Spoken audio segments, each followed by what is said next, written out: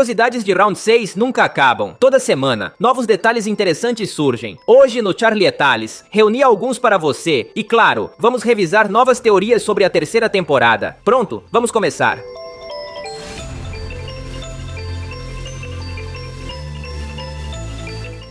No jogo do pentatlo, há uma cena em que o jogador 120 dá um tapa no xamã. A cena parece muito real, e isso porque o tapa foi realmente real. O ator Park Sung-hoon, que interpreta o jogador 120, explicou isso em entrevistas. Segundo ele, a ideia original era que o tapa existisse, mas deveria ser suave. Infelizmente, o ator calculou mal e bateu mais forte do que o pretendido. Nos bastidores, podemos ver um vídeo da atriz colocando gelo na bochecha. O golpe realmente a machucou. O ator pediu desculpas muitas vezes por esse erro e se sentiu muito mal pelo acidente.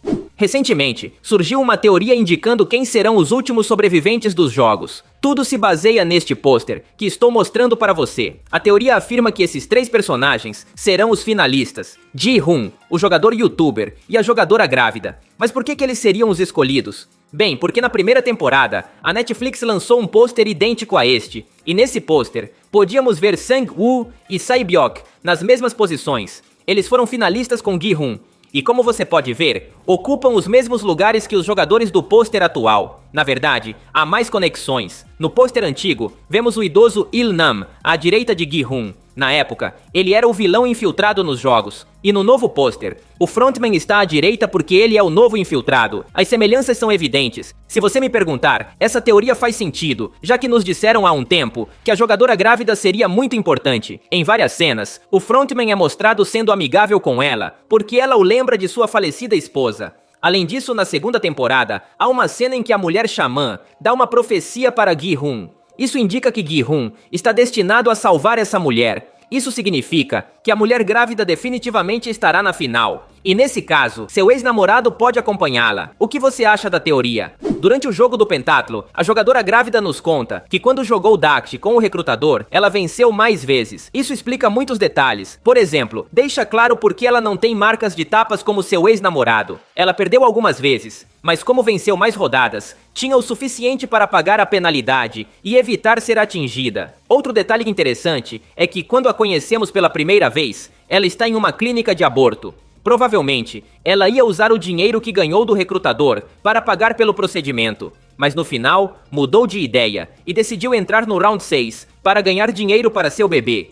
A organização por trás do Round 6 tem muitos truques sujos para criar conflitos entre os jogadores. Uma dessas manobras envolve reduzir a comida à medida que os jogos avançam. Na segunda temporada, após o jogo da boneca, os jogadores receberam um almoço muito completo. O amigo de Gi-hoon até ficou surpreso com a quantidade, mas no episódio final, eles receberam apenas uma porção muito pequena. Isso não foi acidental. A organização fez isso para que os jogadores se tornassem gradualmente mais irritáveis. Pessoas com fome são mais propensas à violência. Isso é muito útil para empurrar os jogadores a se matarem. Essa técnica não é nova. Também a vimos na primeira temporada. No primeiro jogo, Gi-hoon recebeu uma grande quantidade de comida, mas depois, eles receberam apenas um ovo cozido e um refrigerante. Essa falta de comida fez com que o jogador 101 roubasse comida de outros jogadores e até matasse um deles. Round 6 tem muitos truques como esse, para manipular os jogadores e criar conflitos entre eles. Graças a vídeos dos bastidores, sabemos que muitas cenas foram deletadas da série. Por exemplo, no jogo do pentatlo, o amigo de Thanos é responsável por girar o peão, mas no episódio da Netflix, só vemos ele conseguindo, nada mais. Nos bastidores, é diferente.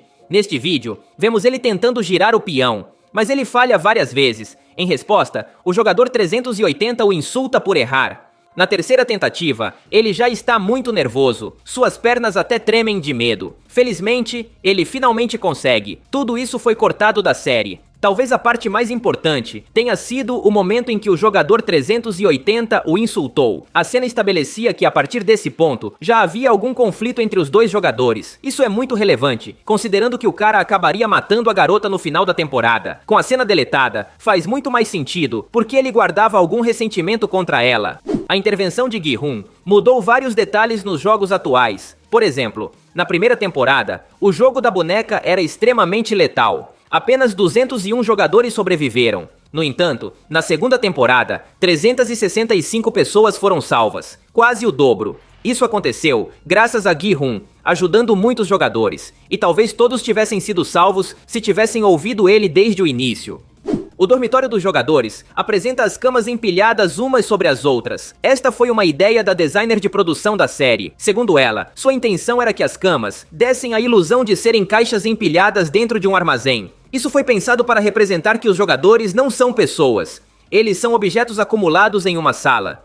Em Round 6, as pessoas não têm valor. Elas são apenas como itens armazenados em um local. Eles não têm quartos privados e não demonstram personalidade em suas roupas. Todos vestem as mesmas roupas e compartilham o mesmo espaço.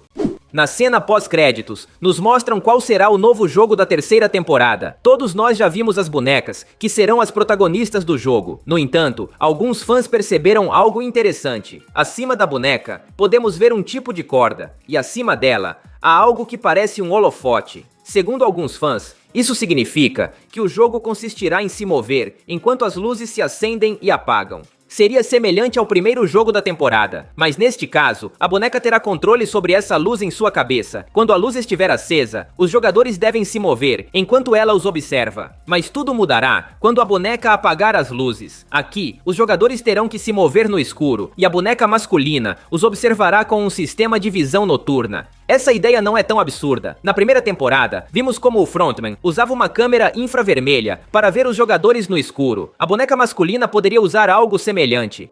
A série se destacou muito pelo uso de cores características em seus personagens. Essas cores têm um significado muito profundo. No caso dos jogadores, eles usam a cor verde porque, durante a infância do diretor, era muito comum nas escolas. As crianças na Coreia do Sul usavam verde em seus uniformes. Por outro lado, os guardas usam rosa porque é o completo oposto do verde. Se olharmos para um círculo cromático, notaremos como o rosa está exatamente na frente do verde. Isso significa que ambas as cores sempre serão claramente distinguíveis à primeira vista. Outro detalhe é que, inicialmente, os guardas seriam vermelhos. Essa cor era chamativa e funcionava muito bem, mas a produção decidiu mudar porque queria evitar confusão com os personagens de Money Heist. Nessa série, os ladrões usam uniformes vermelhos, que se assemelham aos de Round 6. A produção mudou a cor para rosa, para que os guardas não fossem confundidos com os ladrões daquela série popular. Assim, eles conseguiram sua própria identidade, e aparentemente funcionou. Os guardas de rosa se tornaram icônicos por si próprios, sem serem relacionados a outra série. O jogo do pentátulo consiste em um circuito de vários jogos, e os jogadores têm apenas 5 minutos para completá-lo inteiramente. Segundo o diretor da série, Hwang Dong-hyuk, esse teste foi originalmente planejado para durar 10 minutos por equipe, mas quando chegou a hora de filmar, ele ficou surpreso ao ver que a maioria dos atores conseguiu completar o circuito em 5 minutos. Graças a esse detalhe, ele decidiu mudar o roteiro para que o teste durasse apenas 5 minutos. E é assim que o vemos na série. E é isso por hoje. Se você gostou do vídeo, me ajudaria muito deixando um like. Seria lendário. Além disso, não esqueça de se inscrever para ver mais vídeos como este. Obrigado por me ouvir. Meu nome é Charlie e nos vemos no futuro.